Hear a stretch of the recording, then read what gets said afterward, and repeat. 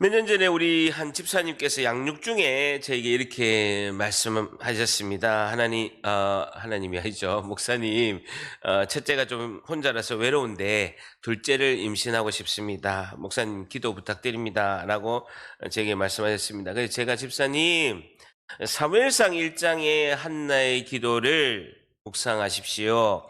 권면을 했습니다. 그리고 사무엘상 1장을 가지고 말씀 묵상 기도하십시오라고 제가 말씀을 드렸습니다.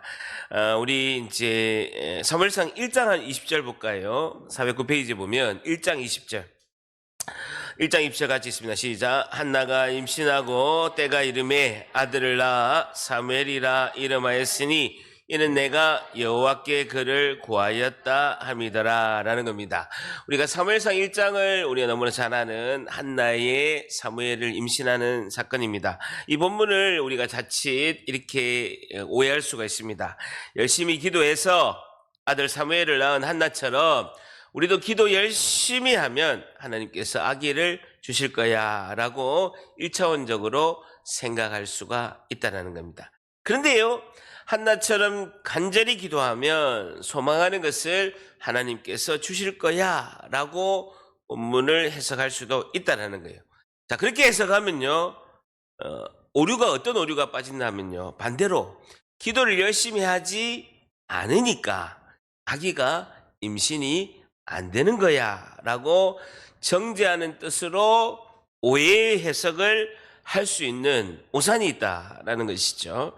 본문의 뜻이 그 정도 해석의 수준이라고 한다면 제가 그 집사님에게 사무엘상 1장을 묵상하시고 말씀 기도를 하십시오라고 권유를 하지 않는단 말입니다. 그 정도 수준으로 해석을 하면 제가 말씀 묵상을 하시고 사무엘상 1장을 가지고 말씀 기도를 하십시오라고 권면을 하면 크게 오해의 순간이 발생한다라는 것입니다. 자, 사무엘상 1장의 본 내용이 무엇인지를 한번 배경을 보고 한번 이렇게 보도록 할게요. 1장 2절에 보세요.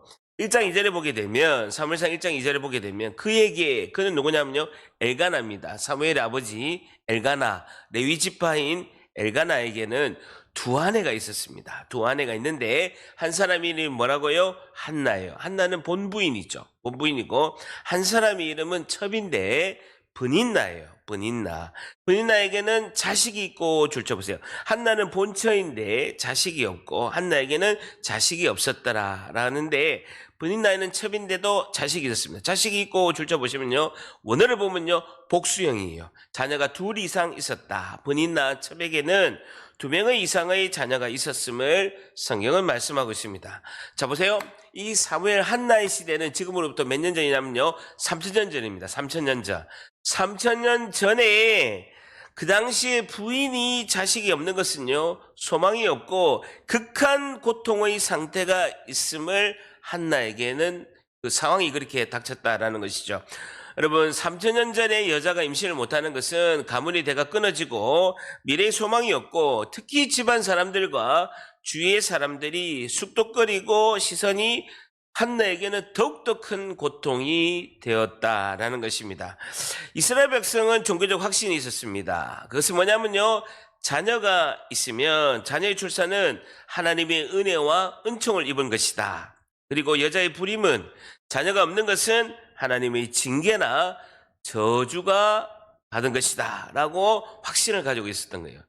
더군다나 3000년 전이니까 여성의 권위가 없고 자녀를 출산하지 못하면 저주를 받았고 이제 막 비난을 많이 받는 그런 시대였다는 것입니다. 근데 더더욱 고통은 뭐냐면요, 1장 6절 한번 같이 봅니다. 사무엘상 1장 6절 같이 있습니다. 시작. 여호와께서 그에게 임신하지 못하게 하심으로 그의 적수인 브닌나가 그를 심히 격분하게 하여 괴롭게 하더라라는 겁니다. 그의 적수인 브닌나가 그를 심히 격분하게 하여 괴롭게 하더라. 줄쳐보세요. 여호와께서 그에게 임신하지 못하게 하심으로, 줄쳐보세요. 원어를 제가 직역을 해보니까요, 여호와께서 그녀의 태를 닫으셨기 때문에 라고 이렇게 되어 있습니다. 여호와께서 그녀의 태를 닫으셨기 때문에 임신하지 못함으로라는 것이죠. 한나를 불임하게 한 것은 하나님의 뜻이라는 거예요. 여러분, 왜 하나님께서 한나가 아기를 낳지 못하게끔 태문을 닫으셨을까요? 이유는 하나입니다. 지금 이 한나의 시대가 어떤 시대냐면요, 사사시대입니다. 구약에서 325년 동안 가장 역사가 칠흑같이 어두운 시대, 역사가 후퇴하고 이스라엘 역사 중에서 가장 어두운 시대가 325년 동안의 사사시대입니다. 역사는 1보도 전진하지 못하고 325년 동안 후퇴만 한 시대가 사사들이 통치하던 시대였습니다. 한나가 이 사사들의 통치 기간에 있었던 것이죠. 이 칠흑 같은 어두운 이스라엘 사사시대를 마무리하고 꺼져가는 이 이스라엘의 운명을 회복할 민족의 지도자, 그 사람이 누구냐면요, 마지막 사사 한나가 낳은 아들 사무엘이에요. 하나님께서는 이 마지막 사사시대를 끝내고 찬란한 새 역사, 다윗의 시대를 열게 할 새로운 민족의 지도자가 필요한 거예요. 그게 누가 했냐면요, 사무엘이었던 겁니다. 그 사무엘을 탄생하실 하나님의 뜻과 계획이 있었기 때문에 한나의 태문을 닫으셔서, 해를 닫으셔서 임신을 못하게 하셨다는 것이죠. 하나님의 계획과 뜻을 한나가 고통을 통해서 깨닫게 하시려는 하나님의 방법을 하나님께서 시행하신 것입니다. 자, 1장 6절에 보게 되면 그의 적수인 브니나가 그를 심히 격분하게 하여 한번 줄쳐보세요. 히브리어로 가스란 다른데요, 약을 올리다, 화나게 하다, 괴롭히다라는 뜻입니다. 이 첩이 본처인 한나를 약 올리고 화나게 하고 괴롭게 한 거예요. 그러면서 괴롭게 하더라 줄쳐보세요. 첩인 브니나가 한나에게 너는 하나님께 버림받았으니까 자녀가 없는 거야 라고 온갖 방법으로 한나를 괴롭혔던 것이죠. 그래서 브니나가 한나를 가뜩이나 아이가 없어가 고통 중에 있는데 브니나가 격분하게 해서 괴롭게 했다라는 것입니다. 같이 저를 따라합니다. 내 옆에는 항상 브니나가 있다. 한 번 더, 내 옆에는 항상 브니나가 있다. 어디가 직장에도 브니나가 있고요. 누가 알았어요? 가정에도 있습니다. 교회도 있을까요, 없을까요? 있어요. 교회도 항상 브니나가 있어요. 직장에도 브니나 김부장이 있고, 집에서도 브니나 남편 아내가 있어요. 항상 있다는 거예요. 그럴 때는 브니나는 어떻게 대처해야 된다? 단 하나예요. 저를 따라합니다. 피해야 된다. 다시 피해야 된다. 아내가 화장실에 가면 방으로 가고, 방으로 가면 화장실로 가야 돼요. 날 피해야 되는 거예요. 자, 그런데요. 자, 1장 10절에 그래서 한나가 마음이 괴로워서 여호와께 기도하고 통곡하며, 줄쳐보세요. 여호와께 기도하고 통곡하며, 공동번역 성경을 보니까요, 흐느껴 울며 애원하였다는 거예요. 하나님께 흐느껴 울며 애원하였다는 거예요. 기도하며 통곡. 얼마나 괴로웠으면, 자녀가 없는 고통도 있는데 브니나가 너무 괴롭히니까 흐느껴 울며 애원하였다는, 한나는 마음 깊은 곳에서 솟구쳐 오르는 극한 슬픔과 고통을 하나님 앞에 애절한 심정으로 눈물 기도를 하게 되었다라는 것입니다. 자, 그러면서 11절 같이 있습니다. 시작. 서원하여 이르되 만군의 여호와여, 만일 주의 여종의 고통을 돌보시고 나를 기억하사 주의 여종을 잊지 아니하시고 주의 여종에게 아들을 주시면 내가 그의 평생에 그를 여호와께 드리고 삭도를 그의 머리에 대지 아니하겠나이다. 서원하여 이르되 만군의 여호와여, 만일 주의 여종의 고통을 돌보시고 나를 기억하사, 줄쳐보세요. 주의 여종을 잊지 아니하시고라는 겁니다. 한나가 처음에는 자기의 극한 슬픔과 고통을 하나님께 울부짖는 거예요. 어떻게 했습니까? 하나님, 브리나 때문에 내가 미치겠어요. 하나님, 브리나가 괴롭혀가지고 내가 너무너무 힘듭니다. 브리나를 이렇게 괴롭히면 내가 원수 갚도록 제발 자녀를 주세요. 우리 자녀가 태어나서 브리나 앞에 나도 아기를 낳을 수 있다. 나오그래요. 부인아 좀 내가 한번 보복할 수 있도록 부인아 내 원수 갚도록 좀 꼭 자녀를 주세요라고 고통과 슬픔을 기도를 한 거예요. 제게도 아들을 주셔서 저 첫 부인나의 콧대를 내가 좀 꺾게 해주세요. 너무너무 억울해요. 힘들어요. 라고 처음에는 기도했을 것입니다. 한나의 기도가 바뀐 거예요. 밑에 보세요. 주의 여종에게 아들을 주시며 내가 부인나의 콧대를 꺾게 하고 내가 이 소름에서 벗어나게 해주세요. 라는 기도 제목이 아니라 내가 그의 평생에 자녀를 여호와께 드리고 나시린으로서 삭도를 그의 머리에 대지 아니하겠다라고 이렇게 말씀하고 있습니다. 마치 나시린 삼손처럼 머리를 자르지 않고 삭도를 그의 머리에 대지 아니하겠나이다. 줄쳐 보세요. 아들의 그 머리카락을 자르지 않겠다라는 것은요, 그 머리 위에 계신 하나님의 절대적인 주권을 인정하고 오직 하나님께 명령에 복종하는 지도자로 하나님께 내가 바치겠습니다.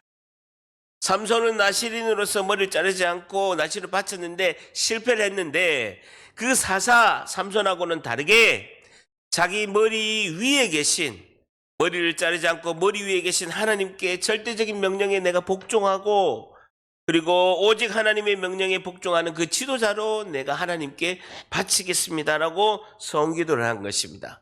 한나가 이렇게 성기도한 것은 이유가 있어요. 한나는 레위 지파인 남편 엘가나와 함께 매년 제사를 드리러 성소에 갔습니다. 제사를 드리고 가면 그 당시에 제사장이 누구냐면요, 엘리 제사장이에요. 대제사장이 엘리 대제사장입니다. 엘리 대제사장은요, 귀가 먹은 거예요. 영적 귀도 먹었고 귀가 안 들리는 거예요. 하나님의 음성이 안 들리는 대제사장 엘리입니다. 타락한 겁니다. 그 증거가 그 아들도 제사장인데 홈리와 비느하스가 극하게 타락한 거예요. 대제사장 엘리, 그의 아들 홈리와 비느하스 둘 다 제사장이에요. 얼마나 타락했으면요, 성전 안에서 입에 담기도 힘든 타락한 짓을 하는 거예요. 영적 무지와 지도자의 타락을 한나가 보게 된 것입니다. 그 결과 이 영적 지도자들의 타락과 이스라엘의 타락을 자신이 보게 된 것이죠. 그러면서 12절에 보세요. 12절에 그가 여호와 앞에 오래 기도하는 동안에 보세요. 오랫동안 기도했다라는 겁니다. 처음에는 분인나에 대한 보복과 분인나에 대한 괴롭힘에 대한 원수 갚음과 내 마음의 슬픔과 내 신세 한탄으로 기도를 하다가 굉장히 중요한 단어가 그가 여호와 앞에 오래 기도하는 동안에 자신의 불임을 통해서 기도하는 동안에 고통 중에서 기도하는 동안에 열매 맺지 못한 이스라엘 나라를 본 거예요. 하나님의 백성을 탄생시키지 못하는 하나님의 백성을 생산하지 못하는 불임된 이스라엘 나라를 보게 된 거예요. 지도자들의 타락과 영적으로 무지함과 자신의 불임을 통해서 이스라엘 나라의 불임을 보게 된 것이죠. 사사시대에 하나님의 뜻을 생산하지 못한 그 불임한 자신의 나라 이스라엘을 슬퍼하며 고통하시는 하나님의 마음을 한나가 깨닫게 된 거예요. 오래 여호와 앞에 또 그러십시오. 여호와 앞에 오래 기도하는 동안에 하나님의 마음을 알게 된 거예요. 내가 자식을 낳지 못해서 고통하는 것처럼 하나님의 백성을 낳지 못해서 이스라엘 민족을 통해서 고통당하는 하나님을 보게 된 거예요. 하나님의 마음을 보게 된 거예요. 그래서 15절에 보세요. 15절 하반절에 보면 여호와 앞에 내 심정을 통한 것뿐이오니 줄잡으세요. 굉장히 중요한 단어입니다. 하나님께 내 마음이 통하고 하나님의 마음을 알게 되었다라는 거예요. 절 따라합니다. 하나님 앞에 나의 마음이 통하자. 굉장히 중요한 겁니다. 15절 하반절에 줄쳐보세요. 여호와 앞에 내 심정을 통한 것뿐이오니 줄쳐보세요. 같이 읽습니다. 시작. 여호와 앞에 내 심정을 통한 것뿐이오니. 다 같이 하나님 앞에 나의 마음이 통하자. 자신의 마음의 고통을 하나님께 올려드리면서 이스라엘 민족의 부림을 보고 고통스러워하는, 슬퍼하는 하나님의 마음을 깨달은 거예요. 내 마음이 하나님 마음이구나. 하나님 마음이 내 마음이 된 거예요. 오랫동안 기도하는 동안에 여호와 앞에 내 심정이 통하게 된 것입니다. 이스라엘 민족이 부림한 이스라엘 민족의 부림한 것을 하나님이 고통스러워하는 것을 아기를 낳지 못한 한나가 보게 된 것입니다. 12절에 그가 여호와 앞에 오래 기도하는 동안에 15절에 여호와 앞에 내 심정을 통한 것뿐이오니 라는 것입니다. 고통을 통한 오늘 우리의 교훈은요, 첫 번째, 하나님은 고통을 통한 우리에게 주시는 오늘 첫 번째 교훈은요, 하나님은 고통을 통하여 절박한 깊은 기도로 인도하십니다 라는 것이죠. 하나님은 고통을 통하여 절박한 깊은 기도로 인도하십니다 라는 것입니다. 하나님은 고통을 통하여 절박한 기도, 깊은 기도로 인도하십니다 라는 겁니다. 그것이 12절에 그가 여호와 앞에 오래 기도하는 동안에 15절에 여호와 앞에 내 심정을 통한 것뿐이다 라는 것입니다. 하나님은 고통을 통해서 절박한 기도, 깊은 기도로 인도하신다라는 것입니다. 그 결과 하나님의 마음을 알게 된 거예요. 내가 어떻게 기도해야 되는가? 그 기도의 내용이 바뀐 거예요. 그래서 한나가 주의 여종에게 아들을 주시면 내가 그의 평생의 그를 여호와께 드리고 삭도를 그의 머리에 대지 아니하겠나이다. 이스라엘의 이 나라의 어두운 부림을 해결할 지도자 아들을 하나님께 내가 드리겠습니다. 하나님 저에게 아기를 주시옵소서라는 것입니다. 한나는 기도 중에 자신에게 주신 하나님의 사명을 깨닫고 입술로 고백하게 된 것이죠. 빌립보서 2장 13절에 이렇게 말씀하고 있습니다. 빌립보서 2장 13절에는 너희 안에 행하신 이는 하나님이시니 자기의 기쁘신 뜻을 위하여. 뭐라고요? 자기의 기쁜 뜻을 위하여, 하나님의 기쁘신 뜻을 위하여 너희에게 소원을 두고 행하게 하신다는 것. 하나님의 소원을 우리의 마음에 주셔서 하나님 내 소원입니다. 하나님의 소원이 내 소원입니다 라고 소원을 두고 행하게 하시는 분이 하나님이시라는 것입니다. 여러분, 이로부터 한나로부터 딱 1000년이 지나서 한나가 지금으로부터 3000년 전의 인물이거든요. 지금으로부터 2000년 전에 한나로부터 1000년이 지난 후에 예수님을 성령으로 잉태한 마리아가 누가복음 1장 46절에 마리아의 찬가를 부릅니다. 성령으로 잉태된 그 예수님을 잉태한 마리아가 성령으로 임신한 후에 그가 누가복음 1장 46절에 마리아의 찬가를 부릅니다. 그 마리아의 찬가의 내용이 뭐냐? 사무엘상 1장의 한나의 기도와 사무엘상 2장의 한나의 찬양과 똑같아요. 여러분 보세요. 325년의 어두운 사사시대를 끝내고 새로운 다윗의 시대를 열어가는, 새로운 미래를 열어가는 그 사무엘을 임신한 한나가 하나님께 기도하고 사무엘상 2장의 찬가를 부릅니다.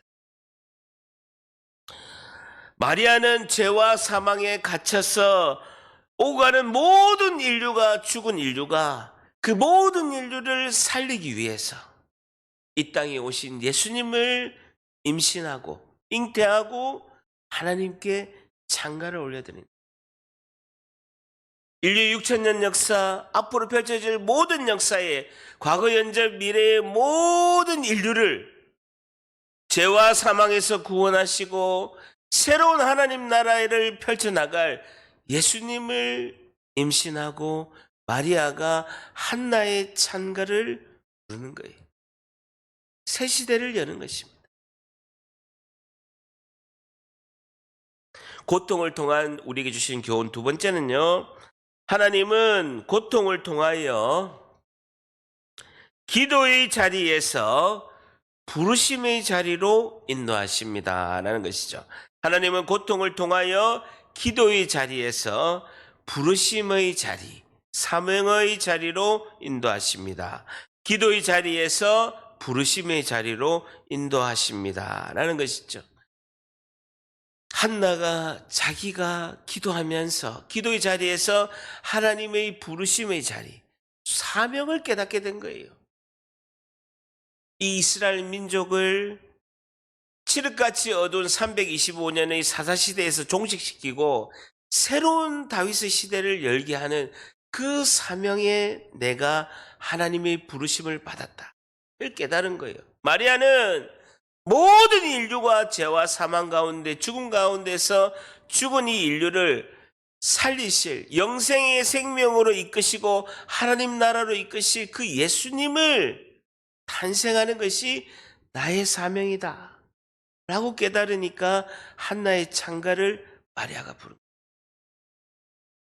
여러분, 참된 복은요, 진짜 복은요, 하나님의 부르심, 사명에 붙들린 자인 줄 믿습니다.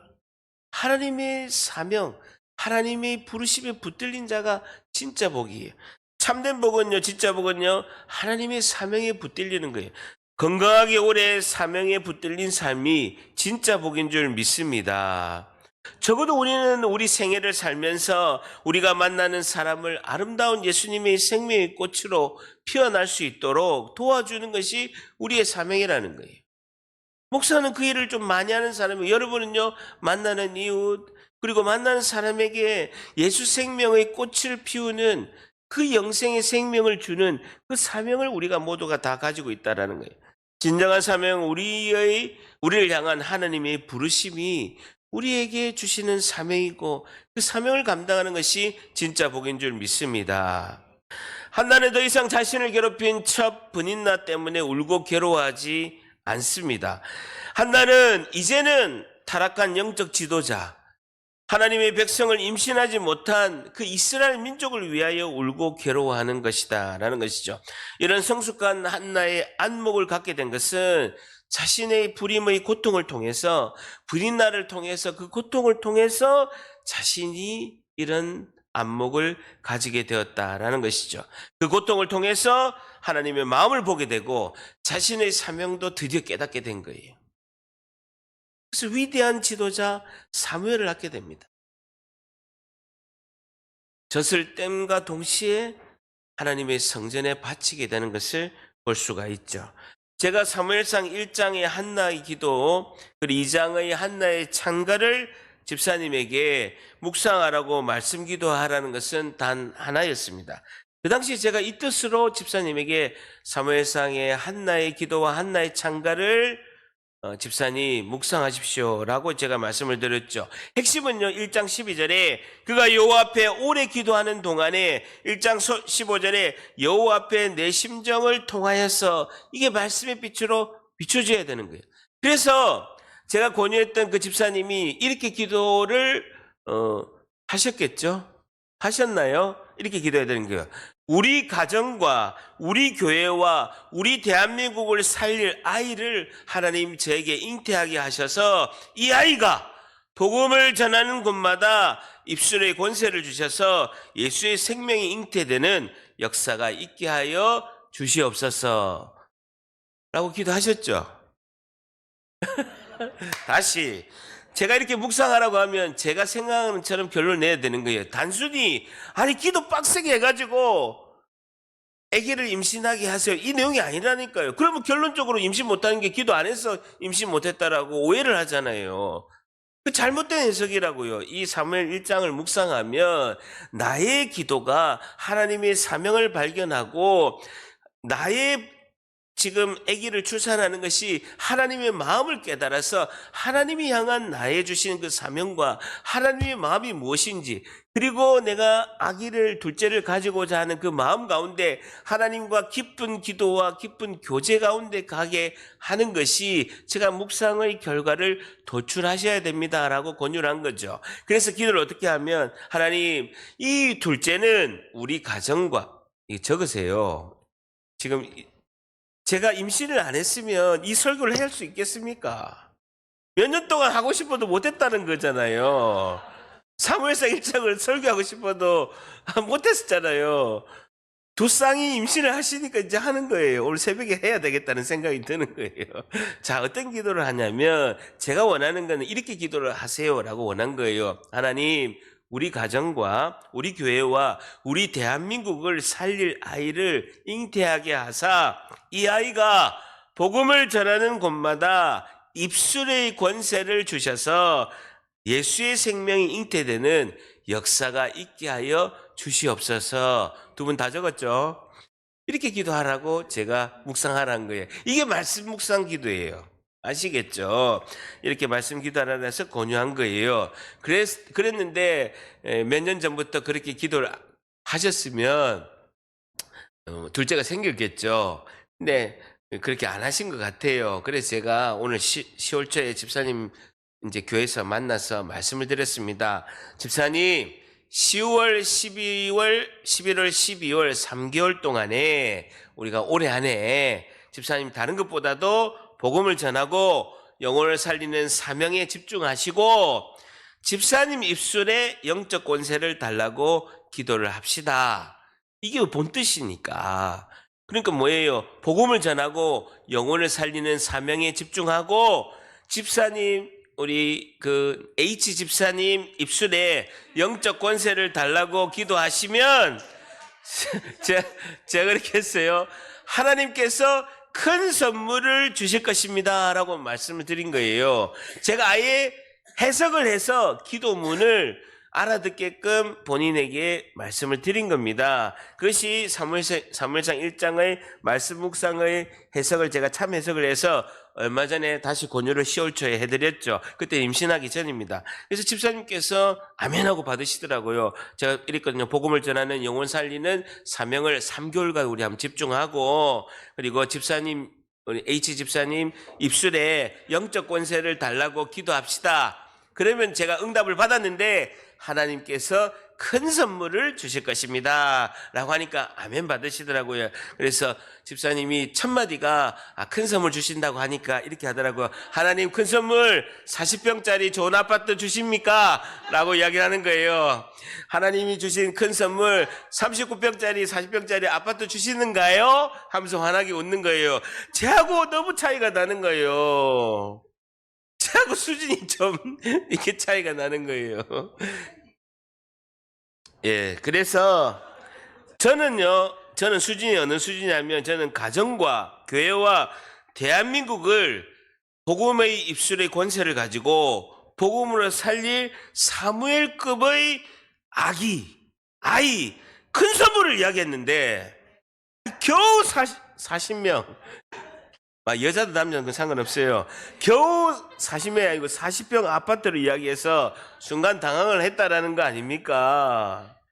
아니, 저는 다시 가정과 교회와 대한민국을 그 입술의 권세를 가지고 복음으로 살릴 사무엘급의 우리 자녀를 큰 선물을 달라고 제가 말씀을 드렸는데 40평 아파트 주시나요? 이렇게 이 편한 세상 40평 아파트 주시나요? 해서 제가 당황을 했다라는 것이죠. 여러분, 하나님은 고통을 통하여 기도의 자리로 인도하시고 12절에 보세요. 핵심이 12절 15절입니다. 그가 여호와 앞에 오래 기도하는 동안에 내 기도를 내려놓고 하나님 기도를 한 거예요. 하나님 심정을 깨닫는 거예요. 그러면 15절에 여호와 앞에 내 심정을 통하게 된 거예요. 이게 기도의 최고 핵심입니다. 여러분, 이게 핵심이에요.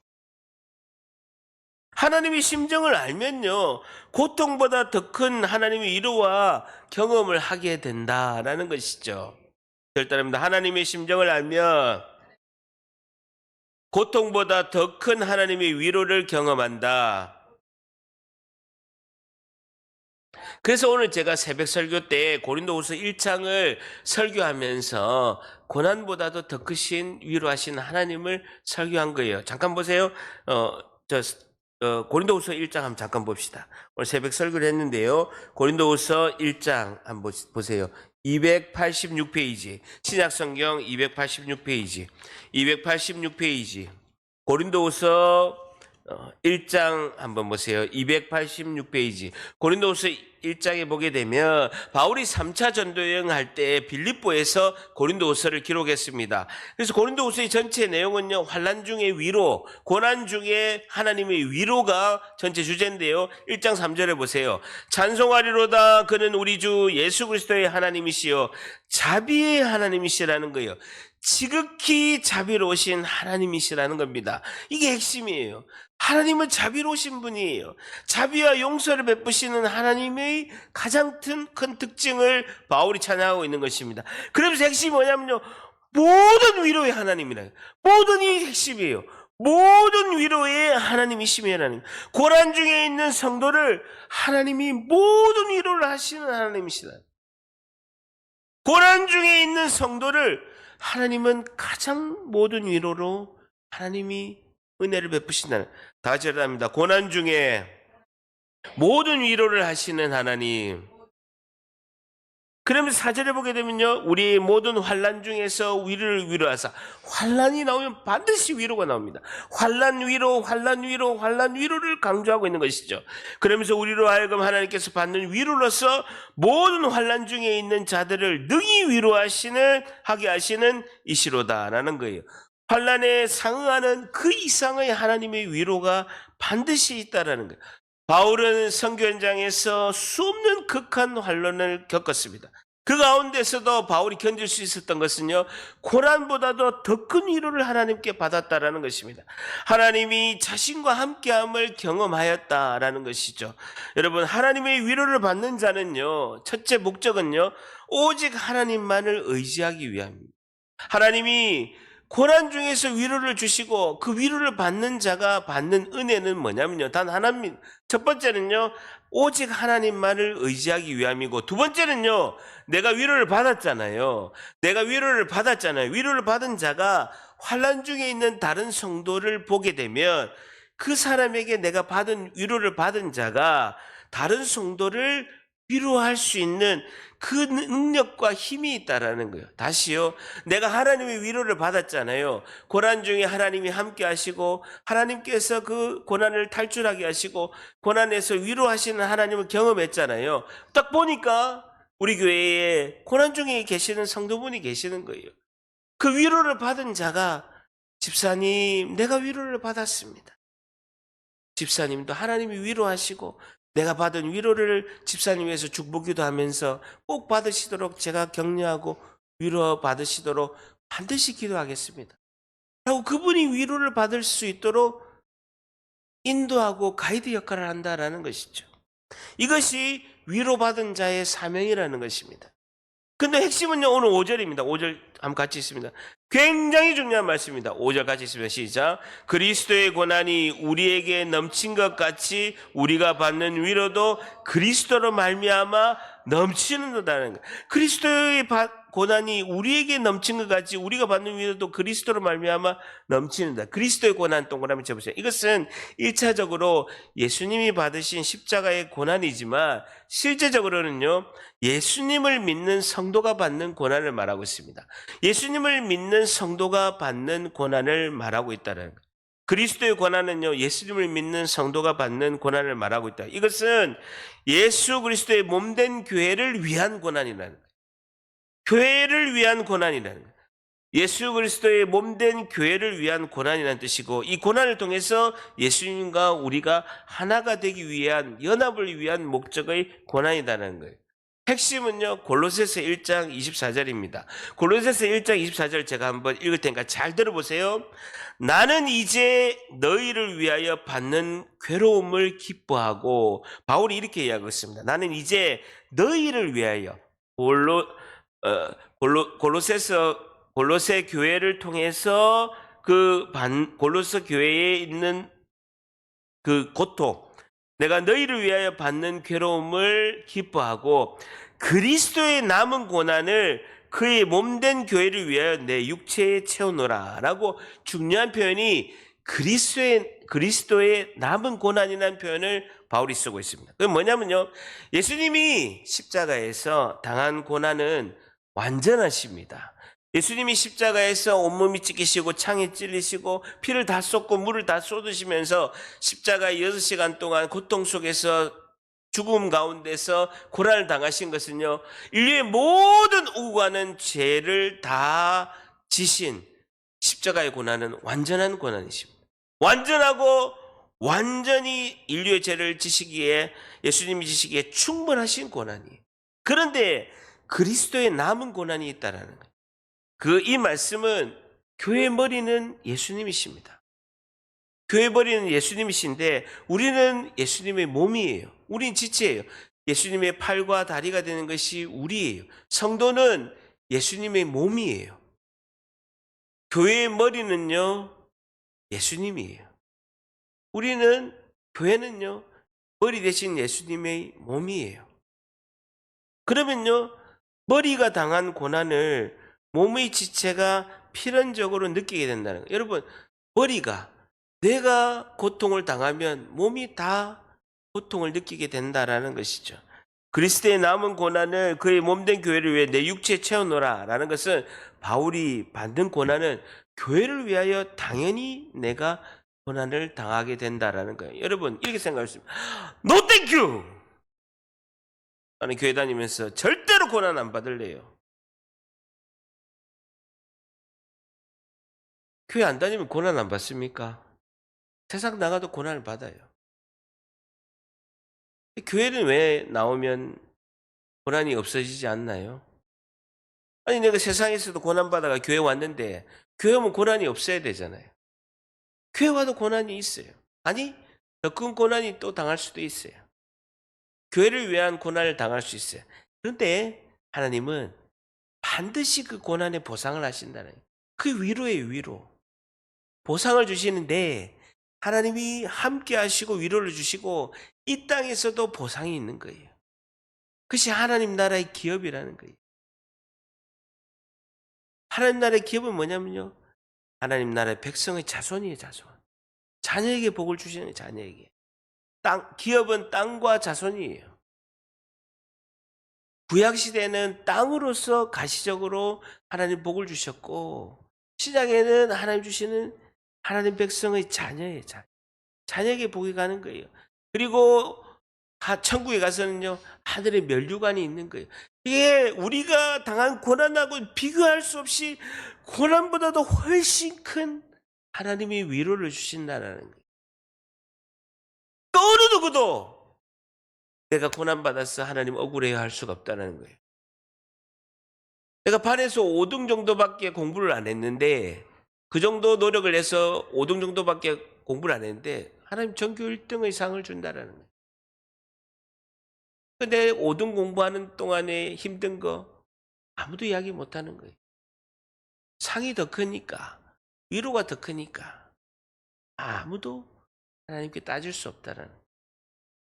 우리가 구원받은 것만 해도 위로와 복이 너무 큰데 상이 많이 크다라는 거예요. 하나님이 에너지 주시고 열정 주시고 건강 주시고 고통 가운데도 위로 주시고 상 주시고 훨씬 크게 보상하신다라는 것이죠. 절대랍니다. 고난보다 더 큰 위로를 하나님이 주십니다.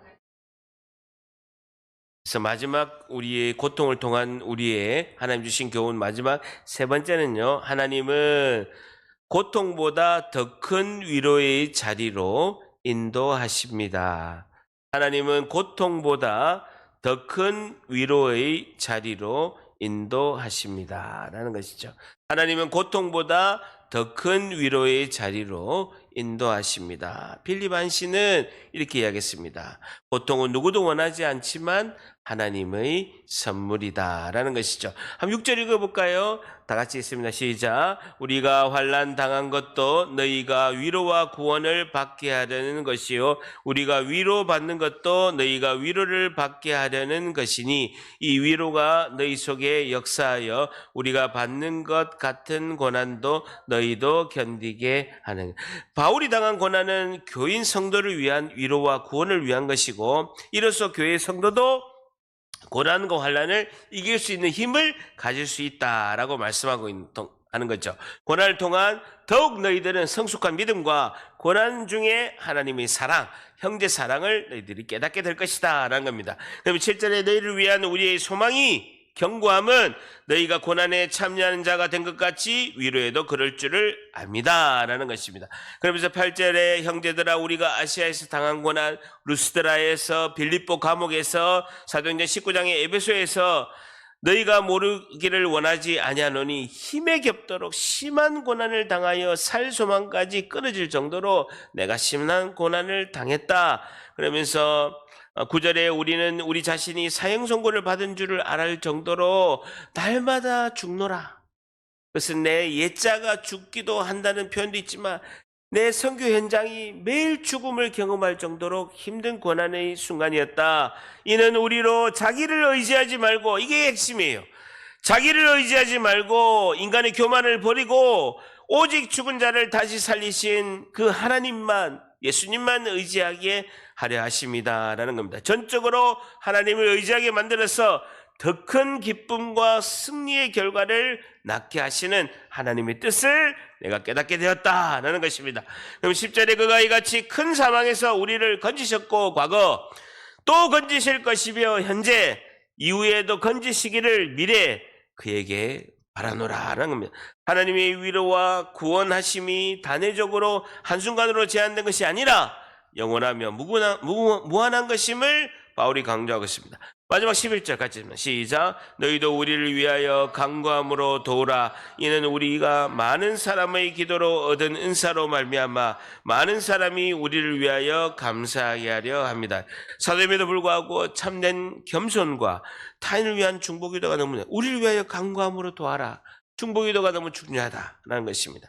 그래서 많은 사람의 기도로 얻은 은사로 말미암아 많은 사람이 우리를 위하여 감사하게 하려 합니다라는 겁니다. 그래서 여러분 고난 때요 중보기도가 너무 중요해요. 내가 고난의 위로를 받은 자가 고난 중에 있는 성도를 위해서 기도를 많이 해야 됩니다.